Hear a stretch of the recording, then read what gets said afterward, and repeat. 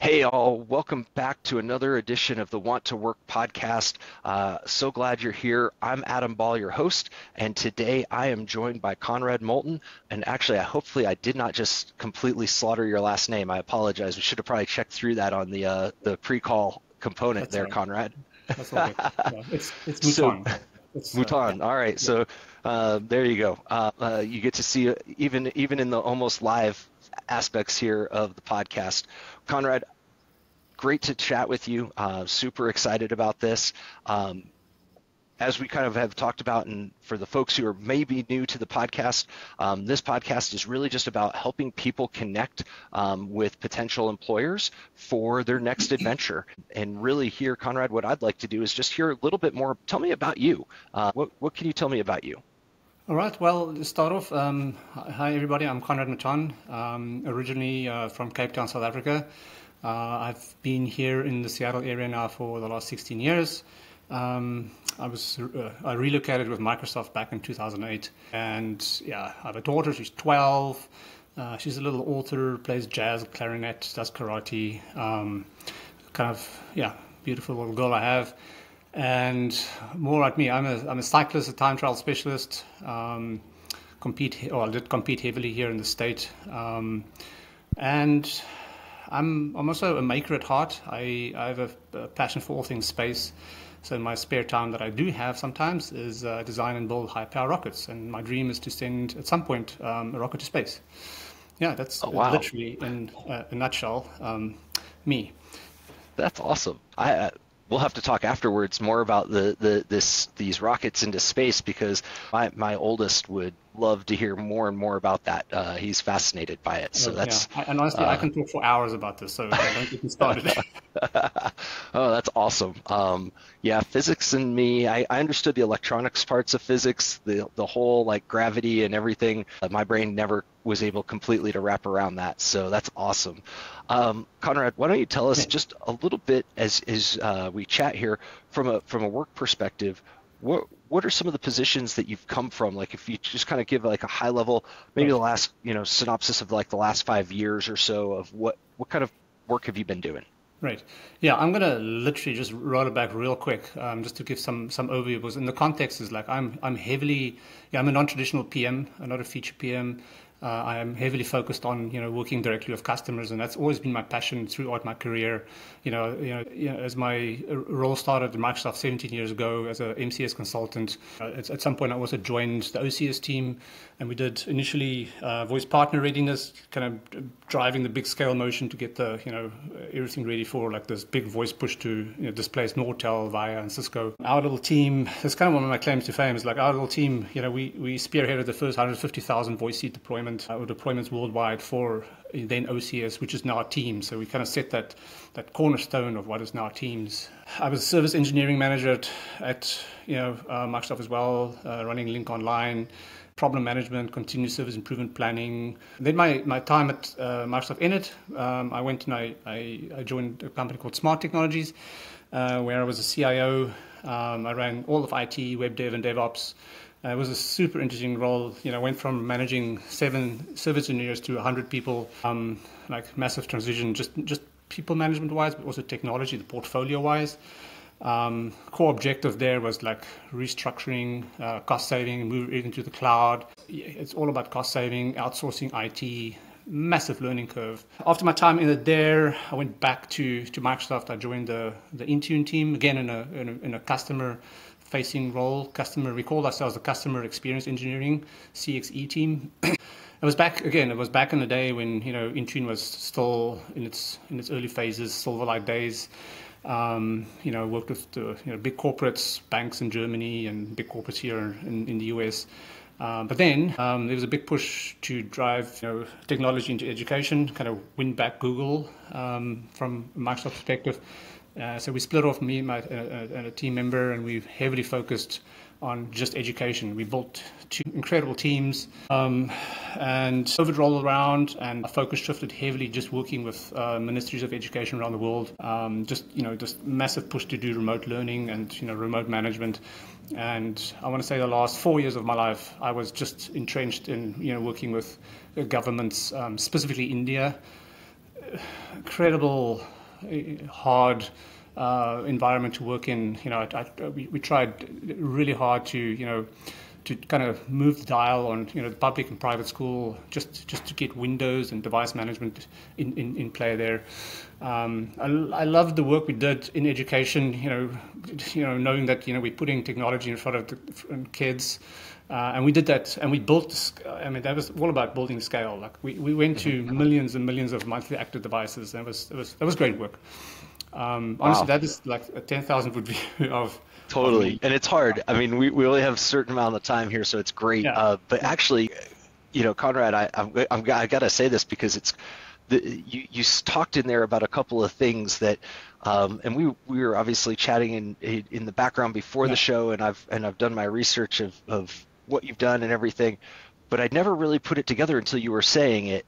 But your roles between OCS, Link, and then even into Smart are some of the things that you basically laid groundwork with other people that empowered me to be where I'm at today. And so just as a quick brief, thank you, because I would not be where I'm at today without the work that you provided within that from that standpoint. And I know, and I talk to other MVPs that are out there, and we all look very, very fondly back on the days of OCS and Link and the way that we went back and forth of communicating, and it was always a race to see who could learn something new and put it out there, but we all learned from each other, and just some of the roles that you played in there. And it's funny because you talk about your tenure at Smart Technologies, and I deployed a whole bunch of those boards out at a couple of customers and worked with some fantastic folks that were on staff there that have now moved on to other new adventures in the AV space and everything. So yeah, just a very engaging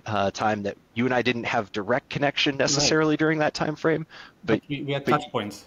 Yeah, you had influence in my life, so that's awesome. Without knowing it. And honestly, like, just not to sidetrack, but that's one of the things that I've taken out of my career is the giving to people and helping them in their careers. Like just the mentoring thing, especially the last 4 years. When I was bringing in the new team and new people, and just mentoring them, seeing them grow. It's such an incredible thing to see people succeed. Yeah, that's awesome. So as we kind of we'll kind of turn from the past and move towards the future. What are you looking to do? I mean, you obviously have a passion for space, but you have these unique skill sets and everything like that in really from a process and program management standpoint, customer standpoint. Where do you want to land? Right. Yeah, it's a super interesting question. Like I get to this point in my life where, it kind of feels like I've done so much, and I look back to all these, like all the work is like, and I think it's like, what has it prepared me for? Like I've got this, I'm at this like a kind of inflection point in my life. It's like, where do I want to go? Right. And, honestly, I could say I could join, and I've tried, and I'm trying to kind of join back into like a big corporate, an engineering team that's innovating, it kind of needs that direct customer touch, kind of also build the scale thing. That's kind of my, it's my happy place in a way. Yeah. Or I could say, I love to join a startup that's doing the same, but it's smaller and more agile, and there's more freedom, and it's quicker to move, and, the kind of fail fast thing. Love to do that as well. And obviously then I'm thinking, but maybe this whole thing has prepared me to do my own thing, right? And I'm kind of working on a couple of things, but it's a long pull, right? It's a 2-3 year thing if I really go down that path. Developing something as a little startup myself. So there's options, and honestly, it's all about. It's finding those opportunities, like being presented. It's so interesting. I don't want to sidetrack, but it's so interesting that, through our life, we've probably used as well. Like we've gone from one opportunity that's presented itself. You jump from opportunity to opportunity, right? But then suddenly you find yourself without an opportunity, and then you're not prepared to, nothing has prepared you in your life to go say, okay, how do I actually harvest the next thing, right? Yeah. No, that's awesome. There's a lot there to unpack, and some of from that standpoint, I will say this: if you have some long pole, as you say, ideas, I can't wait to see them, because clearly from an engineering mindset, you've got some deep thoughts in there. So I'm sure they'll be pretty astounding as they come out. And I'm happy to share offline some of the things I'm kind of working on. Yeah. Yeah, that'd be awesome. So if you had just a few seconds here to talk to somebody and say, here are my top skill sets that I bring to the table for these roles, right? As you think about engineering roles or customer experience roles Right. that you're talking about when in mixing kind of that one foot on each side, because I'll just say engineering a lot of times gets really focused on the speeds Right. and feeds and the technical. Right. And the relational side can fall off. That's a really neat skill set. So I'm curious of what other skills you may have that you'd like to highlight. Well, I mean, deeply, like I said, like, I can work with customers at all levels, like all the way up to senior management, all the way down. It doesn't matter. I can talk to them, now to talk to them. I can, I know what they want and why they need things, and then translate that into like real deep technical requirements. And that's the thing. It's like I thrive on solutioning. Taking a hard problem, listening to a customer, spending time with the customer, really, really understanding, and then taking back and creating solutions. That solutioning, love that. Honestly, that's the thing that really drives me. And then like I'm a technologist. Like I can go deep. Even if there's things that I don't know now, it's like you know how this works. Like we can go deep Yeah. whenever we want to, right? Yeah, absolutely. All right, I'm going to throw kind of a little bit of a curveball at you Yeah. because I didn't prep you for this question. All right. Um, Only because I've gone back and forth with several other folks on this. What's been your favorite book you've read recently? Super interesting. All things space related. I've actually read a really interesting book about asteroid mining, Yeah? and it's really factual, and it puts a different spin on us going to say a Mars or a planet, and it's actually mining an asteroid for the resources, bringing it back to the moon orbit, and then using that as a platform for manufacturing to then use that as a leaping, a jumping off point versus trying to go to like a dead planet like Mars. Yeah. Honestly, super interesting, and it's a different spin on like what's going on currently in the space industry, where it's you want to get to Mars or somewhere, right? Yeah. Yeah. So yeah, that's Oh, I can try and find the book for you. I just finished it. It's super interesting. perfect. So what I'm going to ask is you send me the title and the author. Yeah, We'll put it in the yeah, show notes because yeah, honestly, that sounds super fascinating to me. But that's just one of those things where it takes a lot of deep thought from that perspective. But I love it. All right, so we're going to kind of wrap this up here. Conrad, if people want to get a hold of you, what yes. is the best way for them to get a hold of you? Right. Well, so I have a little consulting business on this, like I do. Yeah. So easiest way, send me an email. I'm Conrad M at 434consulting.com. Okay. Or my LinkedIn profile, that works as well. But, send me my email, Conrad M at 434consulting.com. Perfect. What I'll do is I'll put your LinkedIn profile into the show notes. People can listen to this and get your email. I don't put them into the typed aspects because then it just signs you up to a whole bunch of spam. I'm not looking to do that and inundate you from that standpoint, but we'll get your LinkedIn profile out there. Conrad, I really do appreciate the time. And like I said, it's been a joy just to get to hear from you and see how you actually had impacted my life without me knowing it. So Yeah, and honestly, like it's so good to kind of meet up with you again. Honestly, we did this work together, so many years yeah. ago, and yeah, and thank you for like this time. Much appreciated. Absolutely. Well, thank you all.